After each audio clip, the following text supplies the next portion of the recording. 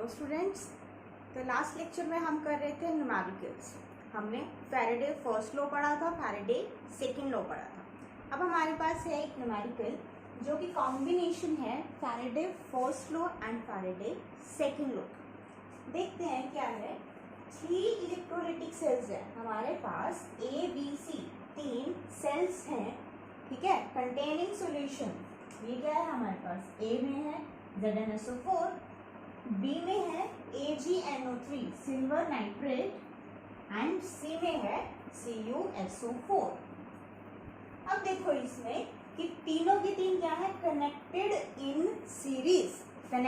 In series. और हमें पता है कि जब भी हम सॉल्यूशंस को, इलेक्ट्रोलाइट्स को जब सीरीज में कनेक्ट करते हैं तो कौन सा लॉ फॉलो होता है, फैराडे सेकंड लॉ।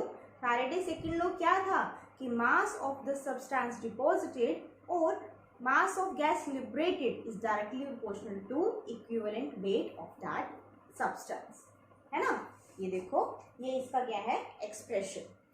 अब देखो इतना हमें पता चल गया कि 3 सेल है, उनमें क्या है, डिफरेंट इलेक्ट्रोलाइट्स हैं। फर्स्ट में है ZnSO4, सेकेंड में AgNO3, थर्ड में है CuSO4।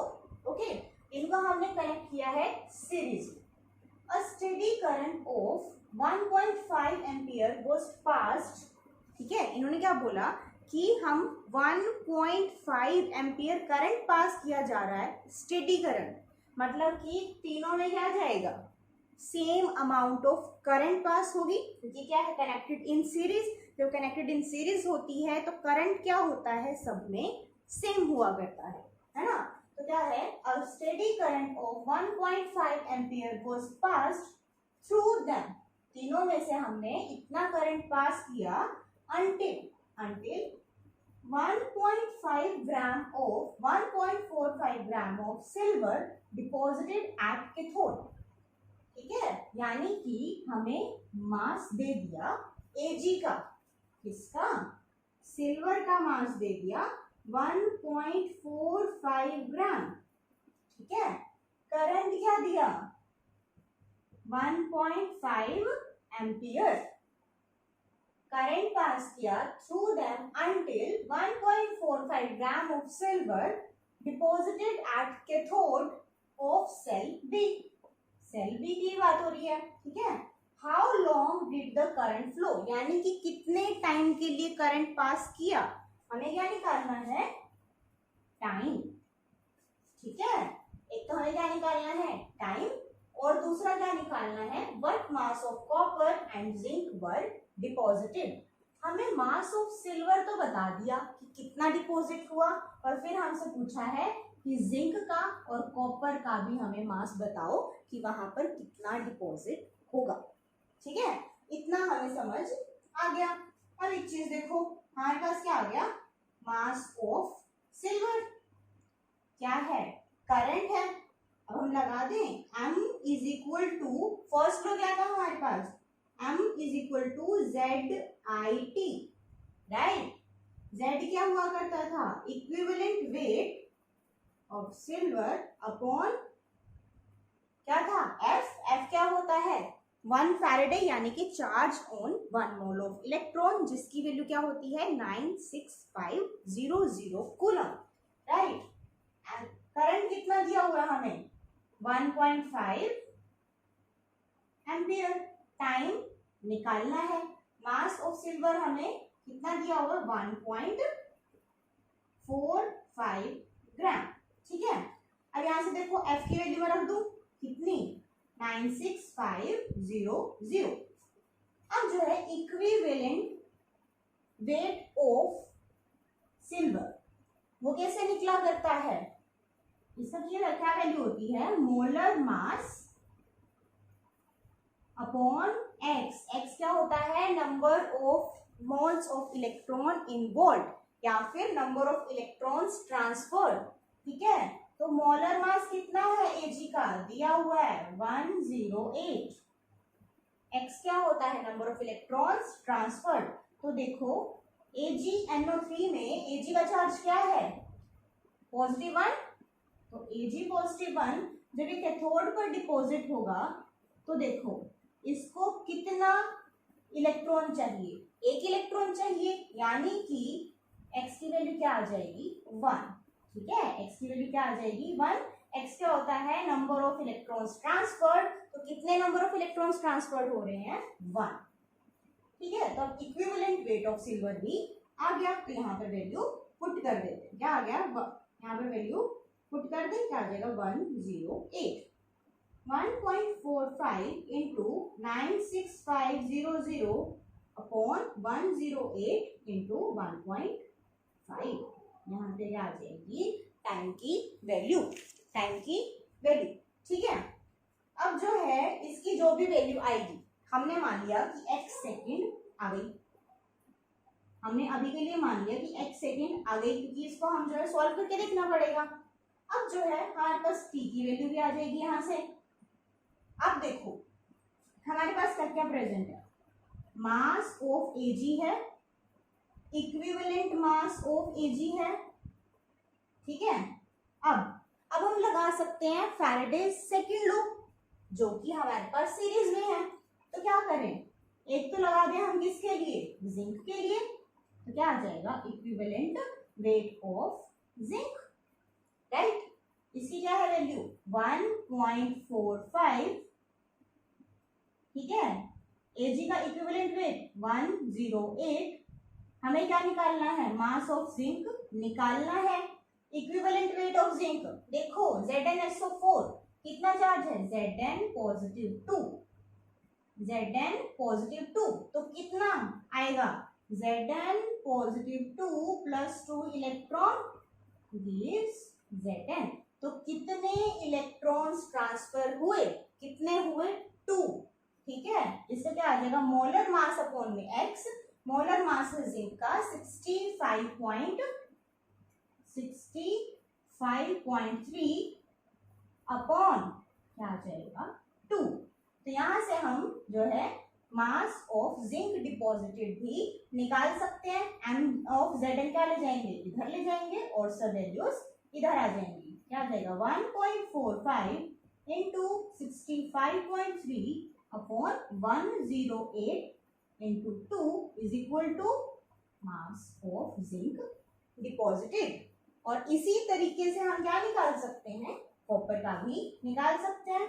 कैसे, मास ऑफ Ag सिल्वर का upon mass of copper is equal to equivalent weight of Ag upon equivalent weight of copper. अब यहाँ पर देखो CuSO4, CuSO4 में कॉपर के ऊपर क्या चार्ज है, कॉपर +2, कॉपर +2। तो इसकी रिएक्शन क्या होगी, रिडक्शन की, Cu +2 plus 2 electron gives Cu। तो कितने नंबर ऑफ इलेक्ट्रॉन्स ट्रांसफर हुए, 2 इलेक्ट्रॉन्स। ठीक है, तो अब देखो मास ऑफ Ag दिया हुआ है 1.45। ओके, मास ऑफ Cu हमें निकालना है, इक्विवेलेंट वेट ऑफ Ag है हमारे पास 108, और यहाँ पर क्या आ जाएगा molar mass of copper divided by x।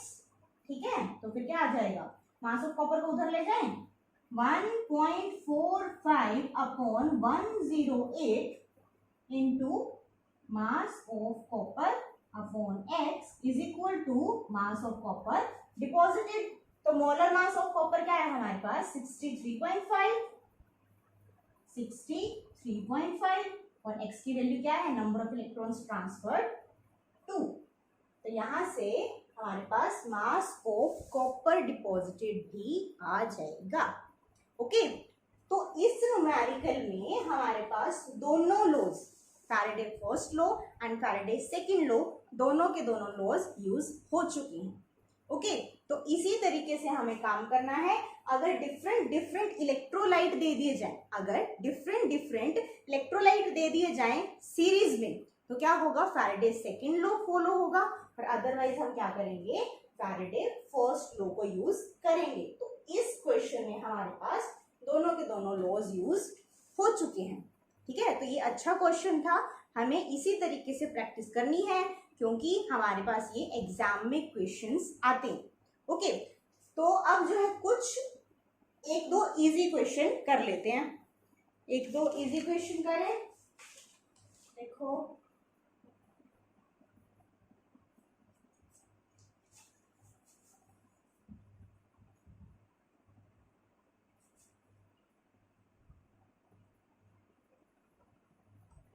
और वैसे फैराडे सेकंड लॉ का भी कम आता है, फैराडे फर्स्ट लॉ का ज्यादा आता है, तो उसका कॉन्सेप्ट हमें अच्छे से समझ आना चाहिए, ठीक है। और मोस्टली जगह वैसे तो हमारे पास फॉर्मूला भी यूज हो जाएगा, बट कई बार हमें फॉर्मूला फंसा सकता है, बट जो हमने यूनिटरी मेथड सीखा था वो हमें कहीं नहीं फंसाएगा, ठीक है। यूज करके देखते हैं। देखो अगर हमसे पूछ लिया जाए कि चार्ज बताना है हमें, ठीक है, चार्ज बताना है हमें, चार्ज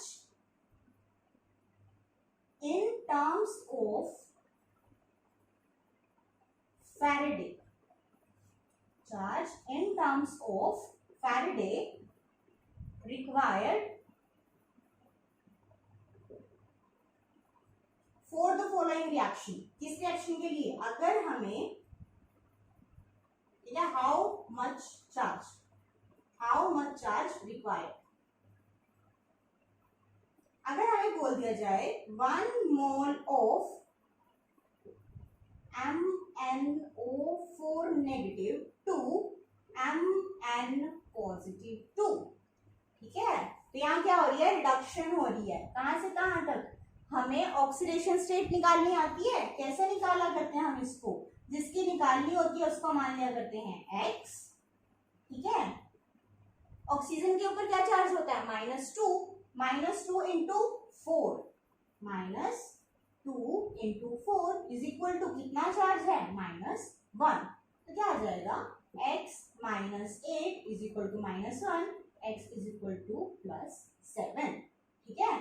तो यानी कि हमें Mn पॉजिटिव 7 से Mn पॉजिटिव 2 तक जाना है। कितना? 1 मोल ऑफ Mn पॉजिटिव 7 को जाना है Mn पॉजिटिव 2 तक।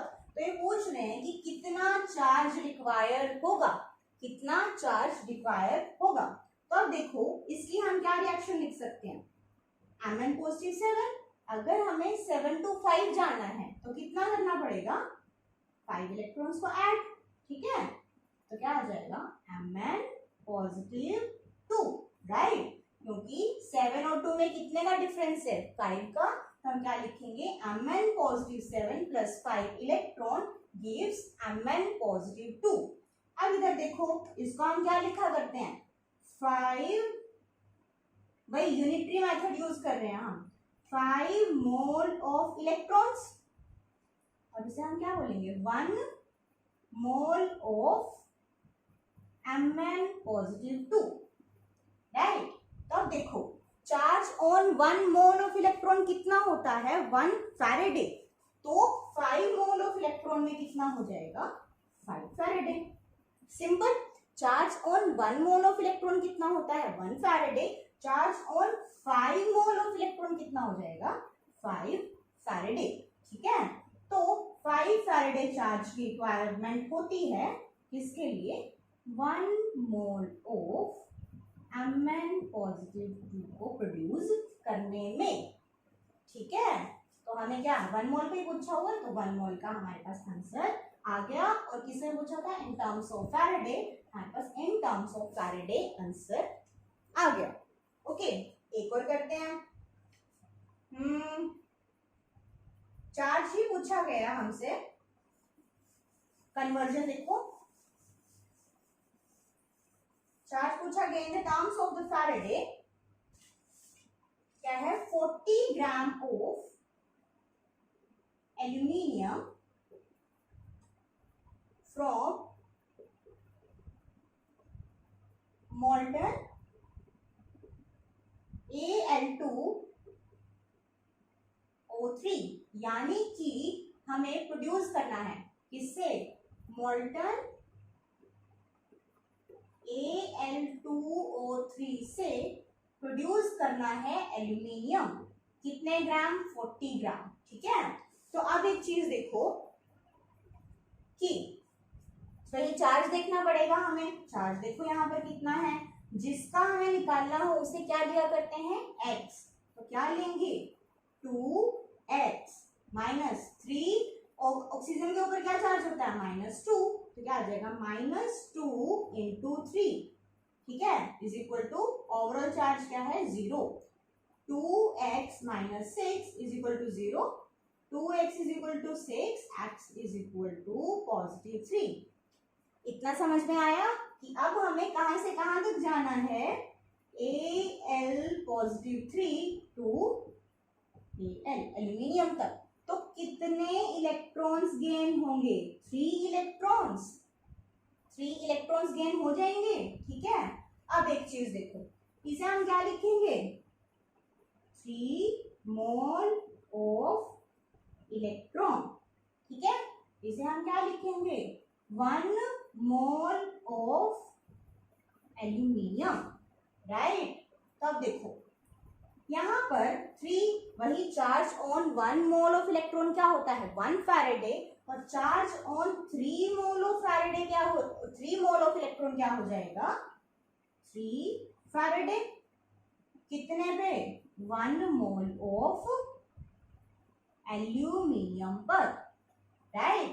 तब हमसे क्या पूछा गया कि 40 ग्राम यानी कि ग्राम्स की फॉर्म में 1 मोल ऑफ एल्यूमिनियम यानी कि मोलर मास, अगर हम इसका क्या लें इन ग्राम्स का लें मास लें तो क्या हो जाएगा जो mass of 1 mole of aluminium कितना होता है 27 ग्राम, क्या आ जाएगा 27 ग्राम।